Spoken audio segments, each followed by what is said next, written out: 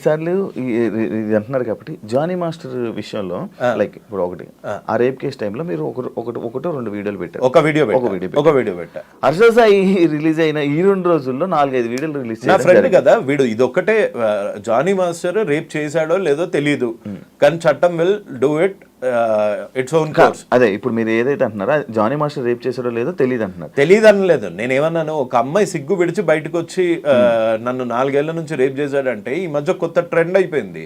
నిజంగా అమ్మాయే చేయించిందా, అమ్మాయే వీడి మీద పడిందా, ఇన్ని రోజులు అయ్యాక ఎందుకు వచ్చింది, బెడ్ మీద నుంచి డైరెక్ట్గా వచ్చి ఎందుకు చెప్పలేదు, రేపు ఎలా చేశాడు, నీ ఇష్టం లేకుండా చేశాడా, నువ్వు కాలు చాపకుండా చేశాడా, ఇలాంటి మాట్లాడే చెత్తనా కొడుకులు కూడా తయారయ్యారు. అదే వాళ్ళ చెల్లెకో అక్కకో ఇట్లాంటి రేపే అయ్యుంటే, ఇట్లాంటి రేపే పెళ్లి చేసుకుంటామని రేప్ చేసి అవకాశాల గురించి వాడుకొని వదిలేస్తే అప్పుడు తెలుస్తుంది వాళ్ళకి పెయిన్. అంతేగాని డైరెక్ట్గా కూర్చొని దానిలో టెక్నికాలిటీస్ ప్రతివాడు జడ్జ్ అయిపోయాడు ఈ మధ్య. ఐఎమ్ సారీ జడ్జెస్ని అంటున్నానని కాదు, ప్రతివాడు ఛానల్లో కూర్చొని జడ్జ్ అయిపోతున్నాడు, ప్రతివాడు వాడి వర్షన్ వాడు చెప్తున్నాడు. అంటే కాల్ రికార్డింగ్, అసలు కాల్ రికార్డింగ్ ఎవడు పెట్టుకుంటాడు? నువ్వు చెప్పు. కాల్ రికార్డింగ్ ఐఫోన్లో కాల్ రికార్డింగ్ ఉంటుందా? ఉండదు. అంటే ఇంకో ఫోన్తో ఇంకో కాల్ చేస్తున్నావు అంటే నీ కాల్ రికార్డింగ్లో నేను ముండగాన్ని, నేను రేపిస్ట్ని అని చెప్పుకుంటావా? చెప్పుకోవు. నీ కాల్ రికార్డింగ్లో నేను చాలా మంచివాడిని, నేను పేదలకు హెల్ప్ చేస్తా అంటావు. చేసేదంతా పత్తాపారాలు. మళ్ళీ ఆమె వే ఆఫ్ వెర్షన్ లో ఆమె హర్ష సాయి కాల్ రికార్డ్ చేసిందా, వీడు కాల్ రికార్డ్ చేశాడా? ఈయన చేశాడు. ఎందుకు చేశాడు అసలు? ఫస్ట్ అక్కడ పాయింట్ అక్కడ వాళ్ళు మాట్లాడుతున్నా. సరే, హర్ష సాయి రిలీజ్ చేసిన వీడియోలో హర్ష సాయి వర్స్ట్, నేను చాలా చెడ్డవాడిని అన్న ఒక్క మాట ఎక్కడ ఎందుకని లేదు? వాడే రికార్డ్, ఆమె కూడా అనలేదు కదా.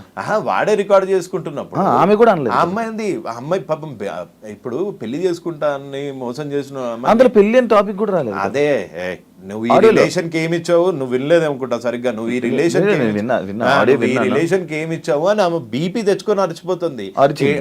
బీపీ అంటే ఆ పిల్ల అలా అరుస్తుందని తెలిసి వీడు కాల్ రికార్డ్ చేసాడు అని నువ్వు ఒక అమ్మాయి కాల్ ఎప్పుడు రికార్డ్ చేస్తావు? నీకు ఆ అమ్మాయి మీద అనుమానం ఉంటాయి. ప్రపోజ్ చేసే టైం నుంచి అనుమానం ఉంది అంటే నీ అంత దరిద్రుడు లేడు. సొంత అమ్మని అనుమానించేంత ఎదవై మీ అమ్మగారి కాల్ రికార్డులు కూడా నీ దగ్గర ఉన్నాయేమో. మనోడు సేఫ్టీ కోసం ఎప్పుడైనా ఏదైనా జరగవచ్చని, సేఫ్టీ ఉండడానికి వీడు ఎవడు అంటే అసలు ఒక ట్రాన్సాక్షన్ కాకముందే సేఫ్టీగా ఉండాలి అని ఆలోచిస్తున్నాడు. అంటే నా తప్పు లేకుండా ప్రూవ్ చేసుకుందాము అని ఉన్నాడంటే వాడు తప్పు చేసే ఇంటెన్షన్ ఉంది వాడికి. సేఫ్టీ ఎవడి సేఫ్టీ? ఈడేమన్నా అమ్మాయా, లేకపోతే ఈయన ఎవరన్నా ఎత్తుకెళ్ళిపోతారా? వీడికి ఎందుకు సేఫ్టీ? ఒక అమ్మాయి తప్పు అంటే నేను తప్పు చేస్తాను, ఫ్యూచర్లో ఇది పనికొస్తుంది, నేను ఫ్యూచర్లో ఈ అమ్మాయిని వాడుకుంటున్నాను, నేను ఈ ఫ్యూచర్లో ఈ అమ్మాయిని వాడుకొని వదిలి దొబ్బేద్దాము అనే వాడు రికార్డింగ్ మొదలు పెట్టాడు. అందుకే వాడు పత్తిలాగా వస్తుంది, అందులో ఆ అమ్మాయి ఏమో గలీజ్గా వస్తుంది. అది ఇప్పుడు ఈ ఆడియోస్ లో కూడా హర్ష సాయి తప్పు అంటారు. డెఫినెట్ గా తప్పు. నువ్వు కొంతమంది ఆలోచించినట్టు మగజాతి ఆనుమత్యాల్లాగా ఆలోచించకు. నువ్వు దీన్ని వాడుకొని వదిలేద్దాము అని అనుకొని కాల్ రికార్డులు చేస్తున్నావు అనుకో, అప్పుడు నీ బొక్కలు ఏం బయట పెట్టవు కదా, ఆ అమ్మాయి బొక్కలు అన్ని తీసి బయట పెడతావు.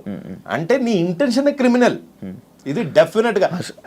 ఇంకొకటి తప్పించుకొని తిరుగుడు ఎందుకు? డైరెక్ట్ గా వచ్చి తప్పించుకొని తిరుగుతున్నాడా? మరి దొరికాడా? పోలీసులు అరెస్ట్ చేశారా? ఇంకా లేదు, చేయలేదు. మరి నేను ఇన్స్టా స్టోరీ పెట్టాడు కదా, లైక్ ఏది ఇన్స్టా స్టోరీ చేస్తున్నాడు, మిగతా ఇన్ఫ్లుయెన్సర్స్ అందరినీ రెచ్చగొడుతున్నాడు.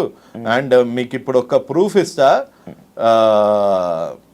నేను నీకు ఫార్వర్డ్ చేస్తా కావాలంటే, అది నువ్వు డిస్ప్లే చేయొచ్చు. ప్రతి ఒక్క ఇన్ఫ్లుయెన్సర్కి కాల్ చేస్తున్నాడు.